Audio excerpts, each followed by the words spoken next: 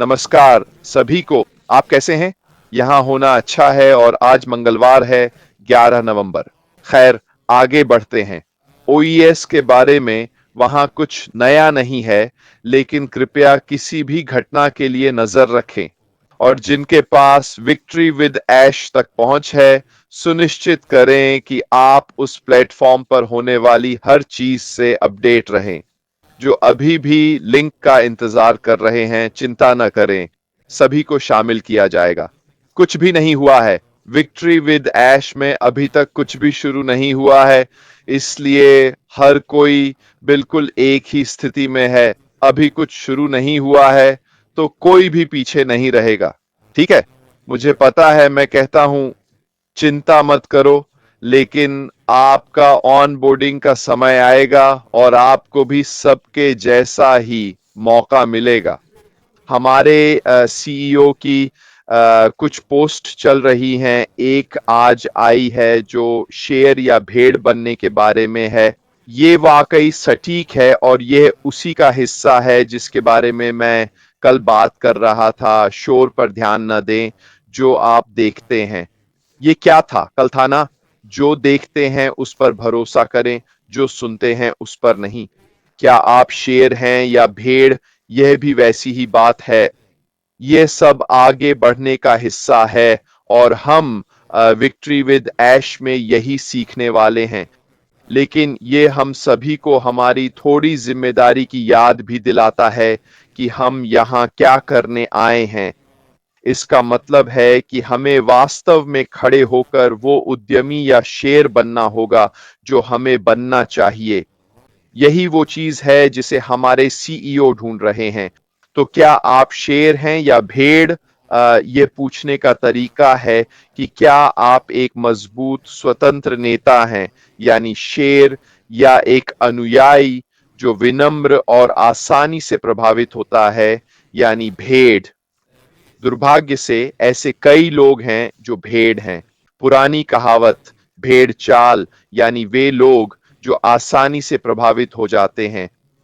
और इतिहास में कभी भी इतने लोग इतनी आसानी से प्रभावित नहीं हुए जितने अब होते हैं। और ये काफी हद तक सोशल मीडिया और कॉरपोरेट मीडिया से जुड़ा है। मेरा मतलब पूरी दुनिया में हमें खबरें कैसे दी जाती हैं। हम एक हद तक प्रभावित किए जाते हैं, लेकिन निश्चित रूप से हम जो पढ़ते और देखते हैं उससे प्रभावित होते हैं। और खासकर आजकल जब एआई इतनी अच्छी और बेहद यथार्थवादी है, कभी-कभी वास्तविकता और नकली चीजों के बीच अंतर करना बहुत मुश्किल होता है। इसीलिए भेड़ों की दुनिया में शेर होना आपको आगे बढ़ने और सफलता पाने का बेहतरीन मौका देगा। लेकिन इसके साथ बहुत सारा पृष्ठभूमि शोर भी आएगा। और पृष्ठभूमि शोर से मेरा मतलब है कि जब लोग आपका विरोध करते हैं, तब आप जानते हैं कि आप सही रास्ते पर हैं। मुझे पता है कि यह थोड़ा उलटा, पीछे की ओर और समझने में मुश्किल लग सकता है। लेकिन अगर आप कुछ ऐसा कर रहे हैं जो परंपरा के विरुद्ध है, जो लोगों का ध्यान खींचता है, जिससे लोग आपको देखते और सुनते हैं, तो कुछ लोग आपके खिलाफ होंगे, आपकी बुराई करेंगे और आपका मजाक उड़ाएंगे। जब ऐसा होने लगता है, तो आप जानते हैं कि आप सही रास्ते पर हैं। मुझे पता है कि यह थोड़ा अजीब लग सकता है, लेकिन इसका मतलब है कि आप सही काम कर रहे हैं, क्योंकि आप वह व्यक्ति बन गए हैं जो भेड़ों के बीच शेर है। आपने ऐसी कई तस्वीरें और जिफ देखे होंगे जहां एक मालिक चाबुक चला रहा है और सब झुक रहे हैं, फिर एक व्यक्ति खड़ा होता है, फिर दूसरा और फिर तीसरा, और अंत में वही मालिक जो चाबुक चला रहा था अब खुद झुक रहा है। सबसे पहले खड़े होकर गिने जाने वाला व्यक्ति बनना वाकई सबसे कठिन कामों में से एक है, क्योंकि आप धारा के विपरीत जा रहे हैं, जनमत के विरुद्ध जा रहे हैं। लेकिन इसका मतलब यह बिल्कुल नहीं है कि आप गलत हैं, और यहीं आपको दृढ़ रहना होगा, ये जानते हुए कि आप जो कर रहे हैं वह सही है। तो यह वाकई महत्वपूर्ण है कि आप भेड़ों के बीच एक शेर बने। और सवाल है नेता या अनुयायी होने के बीच का चुनाव, और यही वास्तव में शेर या भेड़ होने की मूल बात है। आपको वह मानसिकता रखनी होगी जो साहसी हो, सक्रिय हो, निश्चित हो, और जो अलग दिखने के डर से संतुष्ट न हो। इसमें ऐसी विशेषताएं शामिल हैं, और ये सब कुछ हम विक्ट्री विद ऐश में सीखेंगे। हम इन सभी चुनौतियों पर काबू पाना सीखेंगे उन शिक्षाओं से जो हम विक्ट्री विद ऐश में देखने वाले हैं। लेकिन सबसे पहले हमें अपने आप से पूछना है, क्या मैं भेड़ों की दुनिया में शेर बनूंगा? और अगर आप बन जाते हैं तो आप अलग दिखेंगे, जिससे आप ज्यादा नोटिस किए जाएंगे और ज्यादा सफल होंगे, क्योंकि आप अपने आप में एक नेता बनेंगे। तो एक शेर की विशेषताएं हैं बहादुरी, पहल करना, स्वयं निर्णय लेना, और सबसे महत्वपूर्ण दूसरों की राय की परवाह न करना। हम में से कई लोग अपने कार्यों के सही या गलत होने से ज्यादा इस बात की चिंता करते हैं कि दूसरे क्या सोचेंगे। यहीं पर असली लचीलापन आता है। हमें समझना होगा कि कुछ लोग हमारी राय के खिलाफ होंगे, और चाहे आप चाहें या न चाहें वे अपनी राय देंगे, और यहीं पर आपको वह लचीलापन दिखाना होगा। आप में अपने निर्णय लेने का नेतृत्व होना चाहिए, और इस बात की परवाह नहीं करनी चाहिए कि दूसरे क्या सोचते हैं। साथ ही महानता पाने के लिए आपको असहज स्थितियों में रहने और सही होने पर अकेले खड़े रहने के लिए तैयार रहना होगा। यही वह तरीका है जिससे आप अलग दिखते हैं। आप उन लोगों के बीच अकेले खड़े हैं जो सोचते हैं कि वे सही हैं और आप गलत। तो इसमें बहुत साहस और मजबूत इच्छा शक्ति लगती है भेड़ों के बीच शेर बनने के लिए। अब अगर आप एक भेड़ हैं यानी अनुयायी, तो आपकी क्या विशेषताएं हैं? आप एक ऐसे व्यक्ति हैं जो विनम्र है, झुंड का पालन करता है, अपने आराम क्षेत्र से बाहर निकलने से डरता है, वही करता है जो दूसरे करते हैं, और आपको दूसरों से प्रोत्साहन की जरूरत होती है। अलग होने से डरते हैं, भीड़ से अलग दिखने से डरते हैं। ये भेड़ के व्यवहारिक लक्षण हैं। इसलिए यह समझना जरूरी है कि आप कौन हैं और क्या हैं, ताकि आप अपने भीतर के शेर को जगा सकें। और हम इन सभी गुणों को विक्ट्री विद ऐश में सीखेंगे, क्योंकि यह इस बात का हिस्सा है कि आप आगे बढ़कर कैसे सफल होंगे। एक व्यक्ति वास्तव में कुछ हद तक दोनों हो सकता है। कुछ व्याख्याएं बताती हैं कि इंसान जीवन के कुछ पहलुओं में शेर और कुछ में भेड़ हो सकता है, और कभी-कभी नम्र व्यक्ति को भी अपनी रक्षा या लक्ष्य प्राप्ति के लिए शेर बनना पड़ सकता है।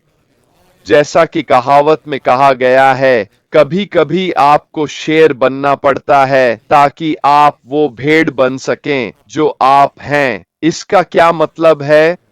इसका मतलब है कि कुछ परिस्थितियों में आपको कुछ बातों से सहमत होना होगा, ताकि आप उससे आगे बढ़कर दूसरी चीजों पर जा सकें।